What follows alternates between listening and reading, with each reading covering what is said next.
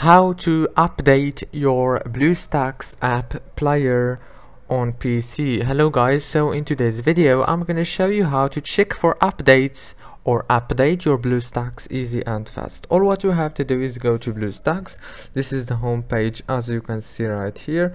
Now all what you have to do is so simple. Go here to settings, and now after you go to settings, all what you have to do now is go down to this about section, and you will find check for updates. All what you have to do is just click on it and it will take you directly to this. You will find download update if there is an update, and now click download and it's gonna be start downloading.